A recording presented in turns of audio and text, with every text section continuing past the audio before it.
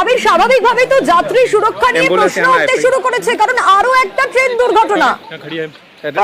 তাই কিছুদিন আগে আমরা দেখলাম যে কাঞ্চনজঙ্ঘা এক্সপ্রেসের দুর্ঘটনাটি ঘটে এবং কাঞ্চনজঙ্ঘা এক্সপ্রেসের দুর্ঘটনার পরই তার যে রিপোর্ট এসছে সেই রিপোর্টে রেলের যে পরিচালন ব্যবস্থা, সেই রেলের পরিচালন ব্যবস্থা সম্পর্কেই প্রশ্ন তুলে দেওয়া হয়েছে এবং সেখানে তারা উল্লেখও করেছেন যে যে ধরনের সমন্বয় বজায় রেখে ট্রেন চালানো উচিত সে ধরনের সমন্বয় রেখে ট্রেন চালানো হচ্ছে না। এবং আজকে এই উত্তরপ্রদেশের গোন্ডা স্টেশনের কাছে দুর্ঘটনাটি ঘটার পর ভারতীয় রেলের পরিচালন ব্যবস্থা সম্পর্কে ফের বড়সড় প্রশ্নচিহ্ন উঠতে শুরু করে দিয়েছে। আবির, একটু এই মুহূর্তের পরিস্থিতি কি জানা যায় কোনোভাবে?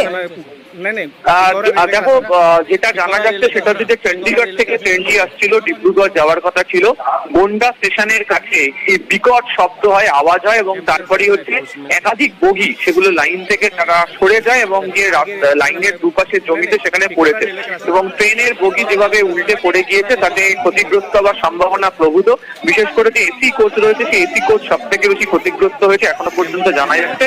যেটা সূত্রের খবর, 12টির মতো বগি লাইনচ্যুত হয়েছে এবং যেহেতু এসি কোচের মধ্যে প্রচুর যাত্রীদেরকেও দেখতে পাওয়া যাচ্ছে যে তারা নিজেরাই বেরিয়ে আসা সেখান থেকে চেষ্টা করছেন।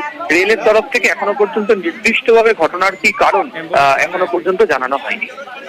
আবির, তুমি যেমনটা বলছিলে 12টা বগি লাইনচ্যুত, তার মানে তো ভয়াবহ পরিস্থিতি।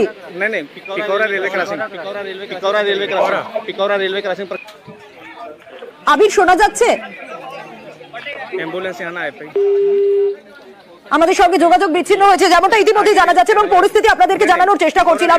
চণ্ডীগড়ে ইতিমধ্যে যে ছবি আপনাদের দেখাচ্ছি, আপনাদের আরো একবার জানাবো, লাইনচ্যুত ডিব্রুগড় এক্সপ্রেস এবং উত্তরপ্রদেশের গোন্ডায় এই ট্রেন দুর্ঘটনা ঘটেছে। যেমনটা খবর পাওয়া যাচ্ছে, চণ্ডীগড় থেকেই ডিব্রুগড়ের দিকে যাচ্ছিল এই ট্রেনটি এবং 12টি বগি লাইনচ্যুত হয়েছে এবং খুব স্বাভাবিকভাবে এসি কামরা যেগুলো রয়েছে সেই এসি কামরাগুলোই সবচেয়ে বেশি ক্ষতিগ্রস্ত হয়েছে এমনটা জানা যাচ্ছে।